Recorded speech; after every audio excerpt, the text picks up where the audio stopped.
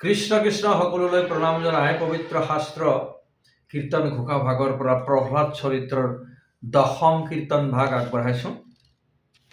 জয় গুৰু শংকৰ, জয় গুৰু মাধৱ।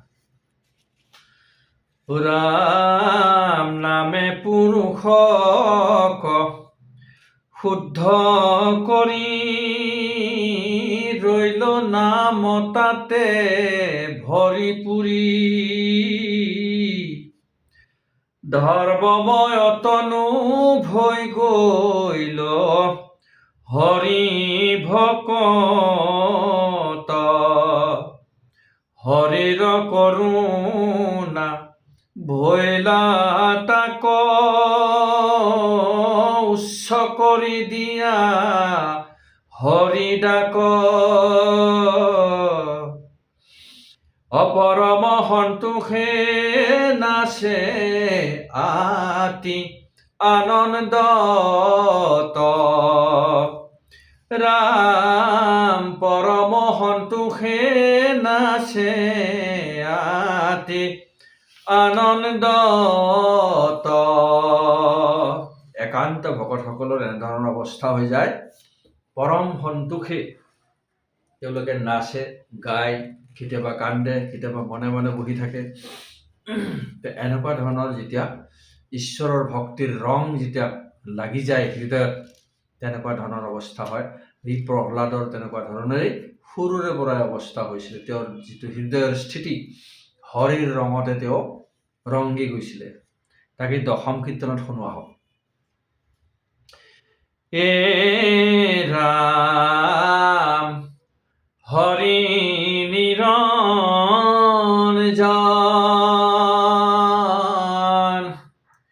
এ ৰাম হৰি নিৰঞ্জন।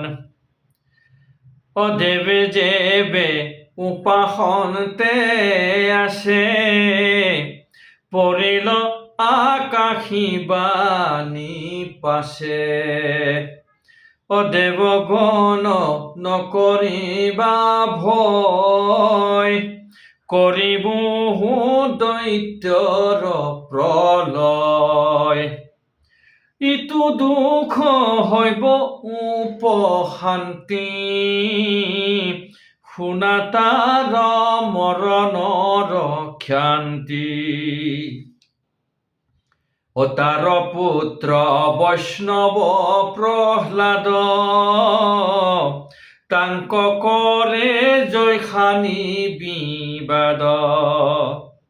তেৱে তাক কৰিব নিৰ্যান, ভকতে হে জানা মোৰ প্ৰাণ।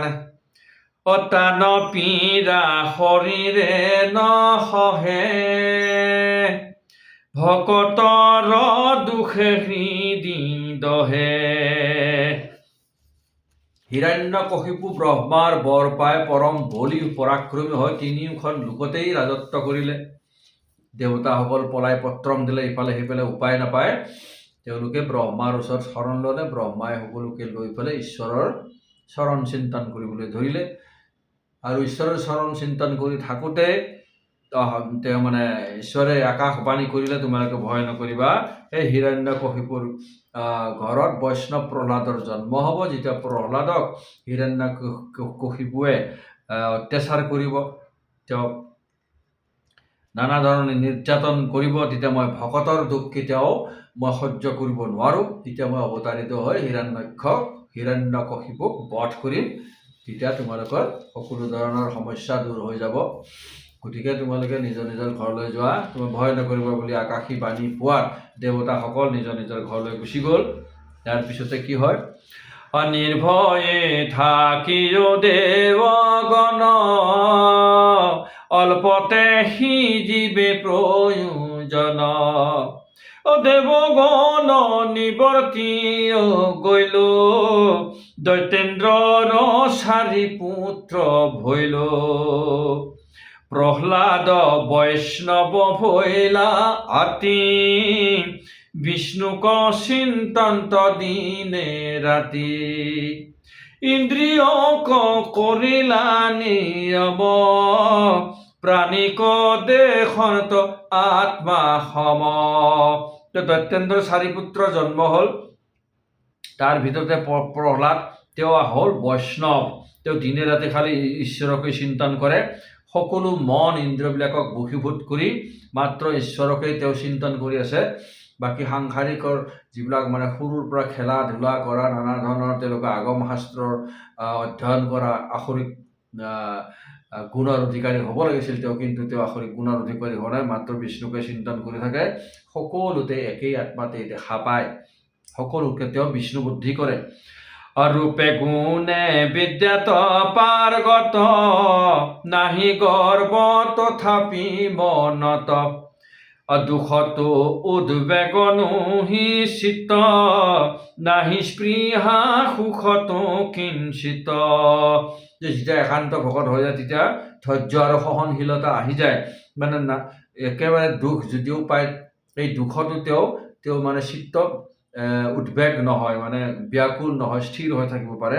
আৰু যদি খুব সুখ পায়, সুখৰ সময়তো তেওঁ মানে কি কয় সেইটো স্পৃহা নহয়, তেওঁ আসক্ত হৈ নাথাকিব বহুত সুখ পাইছোঁ বুলি। সুখতো তেওঁ স্থিৰ হৈ থাকিব পাৰে, তাকে স্থিতপ্ৰজ্ঞ বুলি কৈছে।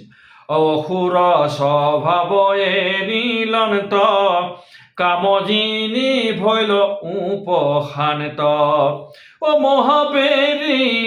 মহাবৈৰী হুয়া দেৱ যাক, সাধু বুলি বখানন্ত তাক, পঞ্চবৰিষতে মহামতি, ক্ৰীড়া এৰি কৰন্ত ভকতি। 5 বছৰীয়া শিশুবিলাকেতো খালি খেলা ধূলাতহে মন দিয়ে, কিন্তু তেওঁ সকলো ক্ৰীড়া বাদ দি মাত্ৰ ঈশ্বৰ চিন্তনত, ঈশ্বৰৰ নাম গুণ লোৱাতহে ব্যস্ত হৈ থাকিল। আৰু তেওঁৰ মানে এই দেৱতা সকলকো দেৱতা যাকেই মহাবৈৰী দেৱতাসকল তেওঁলোকৰ কাৰণে মহাবৈৰী হয়, তথাপিও তেওঁ মহাবৈৰীবিলাকৰ মাজত থাকিও তেওঁ ঈশ্বৰৰহে নাম লৈছে। অ ৰাম নিতান্তে হৰিক কৰি ধ্যান, হৰি বিনে নেদেখন্ত আন, সদায় কৃষ্ণৰ গুণ কহে, চিত্তত ধৰিল কৃষ্ণ গ্ৰাহে। আমাকতো গ্ৰাহে বিপদে আপদে পায়, কিন্তু তেওঁক কৃষ্ণৰহে গ্ৰাহে পালে, কৃষ্ণৰ ঘৰিয়ালে পালে, কৃষ্ণৰ আপদে পালে। অ ৰাম নেৰে মনে গোবিন্দৰ পাও, কৃষ্ণত উপজে প্ৰেম ভাৱ, কৃষ্ণক চিন্তন্তে দ্ৰৱে মন, কেহু বেলা কৰন্ত ক্ৰন্দন, কেহু বেলা হাসন্ত আহ্লাদে, কত গুণ গাৱন্ত প্ৰহ্লাদে। একান্ত ভকত হৈ গ'ল, মাত্ৰ ঈশ্বৰৰ চিন্তন কৰে। কেতিয়াবা তেওঁ কান্দে, ঈশ্বৰৰ নাম লয়, কেতিয়াবা তেওঁ ঈশ্বৰক নাম লয়, হাঁহে, কেতিয়াবা আকৌ তেওঁ ঈশ্বৰৰ গুণগান গাই নাচে। তো এনেকুৱা ধৰণৰ একান্ত ভকতসকলৰ হৃদয়ৰ স্থিতি হৈ যায়। যেনেকৈ আমাৰ এই প্ৰথম যিটো ঘোষা মই গালোঁ, লেচাৰী ঘোষাটো, ঠিক তেনেধৰণে পৰম সন্তোষে নাচে অতি আনন্দিত, হৰিৰ কৰোণা ভৈলা তাক, উচ্চ কৰি দিয়া হৰিদাক। যাৰ মানে হৰিৰ কৰোণা আহি যায় যাৰ ওপৰত, তেওঁ মানে তেনেকুৱাই। কেতিয়াবা মানে কোনোবাই পগলা আহে বুলি ক'ব, কোনোবাই চিঞৰি চিঞৰি হৰি হৰি কৃষ্ণ কৃষ্ণ কৰিব, কেতিয়াবা মাটিত বাগৰি বাগৰি হৰি হৰি কৰে, কেতিয়াবা হাঁহে খলখলি, কেতিয়াবা গুণগান গাই নাচে, কেতিয়াবা কান্দে। এনেকুৱা ধৰণৰ তেওঁলোকৰ মনৰ স্থিতি হৈ যায় এই একান্ত ভকতসকলৰ। প্ৰহ্লাদৰো ঠিক তেনেকুৱা ধৰণে হৈছে। গোবিন্দ ক আনন্দে দাকন্ত, লাজ এৰি কতহু নাচন্ত। যে আমাৰ যিবিলাকৰ ভকতি নাই, ঈশ্বৰৰ নাম গুণাই কোনোবাই যদি গাই আছে, শ্ৰৱণ কীৰ্তন কৰি আছে, তাত কিছুমানে নাচিব পাৰে, কিছুমানে লাজ কৰে, কিন্তু প্ৰহ্লাদে লাজ নকৰে, কাৰণ তেওঁৰ ভিতৰত গোটেই শৰীৰটোৱে তেওঁৰ ধৰ্মময় ঈশ্বৰময় হৈ গৈছিলে, গতিকে তেওঁ লাজ নকৰিছিলে। অ ৰাম হৰি বুদ্ধি হুৱে আপোনাক, কত কৰে কৃষ্ণৰ চেষ্টা গোটেই নিজৰ শৰীৰটোতে তেওঁ হৰিক অনুভৱ কৰা হ'ল আৰু তেওঁ কৃষ্ণই যেনেকৈ কৰিছিলে লীলা ঠিক তেনেধৰণে তেওঁ মাজে মাজে ভাওনা কৰিবলৈ লৈছিলে, এক্টিং অভিনয় কৰিবলৈ লৈছিলে। আনন্দে লোতক যাই বহি নমাতি থাকন কত ৰহি। কেতিয়াবা কৃষ্ণৰ নাম লৈ পেলাই তেওঁৰ চকুৰে চকুলো বৈ যায়, শৰীৰ ৰোমাঞ্চিত হৈ যায় আৰু কেতিয়াবা তেওঁক ধ্যান কৰিবলৈ গম্ভীৰ হৈ ধ্যান কৰি কাকো নমতাকৈ মনে মনে থাকে। ও ৰাম হৰিষতে তনু ৰোমাঞ্চিত কৃষ্ণতে অৰ্পিত প্ৰাণ চিত্ত। ও এহি মতে কৰন্ত ভকতি আন বিষয়ত নাহি ৰতি।